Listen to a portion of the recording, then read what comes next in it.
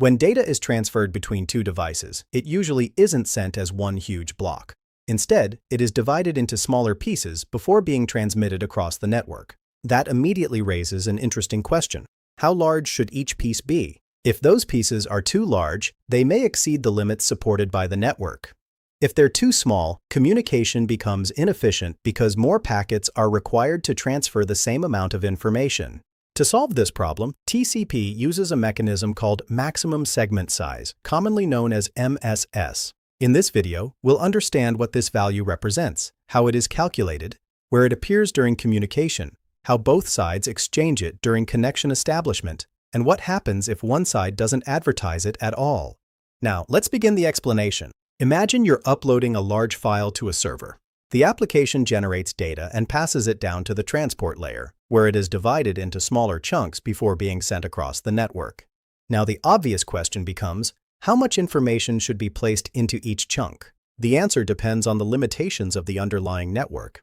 Every network technology has a maximum packet size that it can carry. For Ethernet, that limit is commonly 1,500 bytes. However, not all of that space is available for the actual content being transmitted. Before a packet leaves the device, protocol headers must be added. Storka. These headers contain information required for delivery, tracking, sequencing, and various other networking functions. As a result, some of the available space is consumed by those headers, leaving the remainder for the application's data. This is where MSS comes into the picture. Rather than describing the size of the entire packet, it defines how much actual application data can fit inside a segment. Think of it like shipping a product. If a box can hold a maximum of 1,500 grams, part of that weight is used by the packaging material. The remaining capacity is available for the item you're shipping. The same idea applies here. The network provides a maximum packet size, but a portion of that space is reserved for protocol information. Whatever remains becomes available for the application's data. Let's see how that number is determined.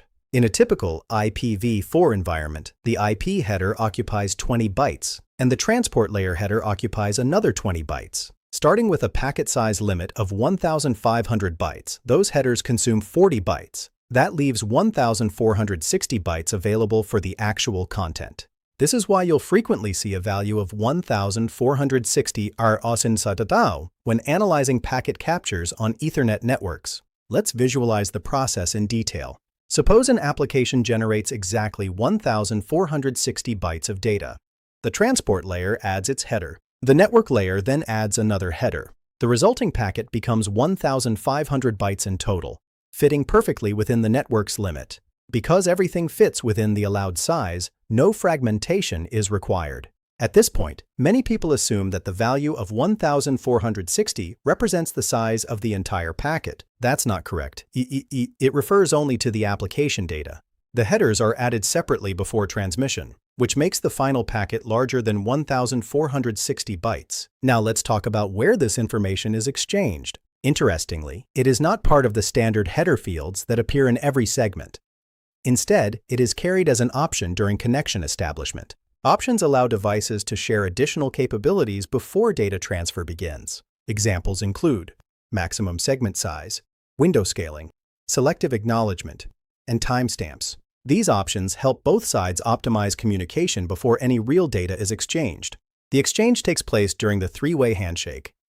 Let's walk through the process. A client wants to establish a connection with a server. The first message sent is a SYN packet. Along with the connection request, the client includes a value indicating the largest amount of data it can receive in a single segment. For example, it may advertise 1,460 bytes. The server responds with a SYN-ACK packet and includes its own value. Depending on its configuration and network environment, that number may be identical or completely different. Finally, the client sends an ACK packet, completing the handshake. At this stage, both sides know the maximum amount of data the other side is willing to accept at one time. Here's an important detail that often causes confusion. When a device advertises this value, it is not telling the other side how much data it wants to send. Instead, it is telling the other side how much data it can receive.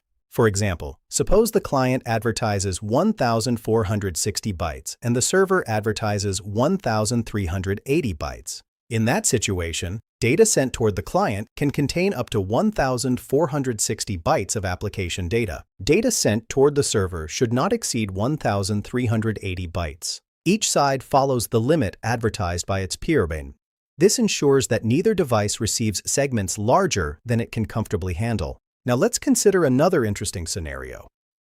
What happens if one side doesn't advertise any value at all? Will the connection fail? No. The handshake can still complete successfully. That's because this information is exchanged through an optional field rather than a mandatory one. As long as SYN, SYN-ACK, and ACK packets are exchanged successfully, the connection can be established. When a device doesn't provide this information, the other side falls back to a default value defined by the protocol standards. Historically, that default has been 536 bytes for IPv4 communication. The connection continues to work normally, but the sender may use smaller segments than necessary. As a result, more packets are required to transfer the same amount of information, making communications slightly less efficient. This is one of the reasons modern operating systems almost always advertise this value during connection establishment. It allows both sides to make better use of available bandwidth and avoid unnecessary overhead. Now let's connect everything together. The purpose of this mechanism is to ensure that data is transmitted in appropriately sized chunks before communication begins. Without it, devices could create packets that exceed network limitations, leading to fragmentation somewhere along the path. By exchanging this information during the handshake, both sides can determine safe transmission sizes in advance. This reduces overhead, minimizes fragmentation, improves efficiency, and helps data move smoothly across the network. Let's summarize all the key points we've discussed. Maximum segment size defines the largest amount of application data that can be carried in a single segment. It is derived from the network's packet size limit after accounting for protocol headers. On a standard Ethernet network, the most common value is 1,460 bytes. This information is exchanged during connection establishment through a TCP option. Each side advertises the largest amount of data it can receive, and the peer uses that information while sending data. Even if one side doesn't advertise a value, communication can still proceed by falling back to a default size. This simple mechanism plays an important role in improving efficiency and reducing fragmentation across modern networks. And that's how maximum segment size works to optimize network traffic. Thanks for watching this video. You can reach us through Instagram and Telegram for mock interview scheduling and network interview guidance. See you in the next video. Happy learning!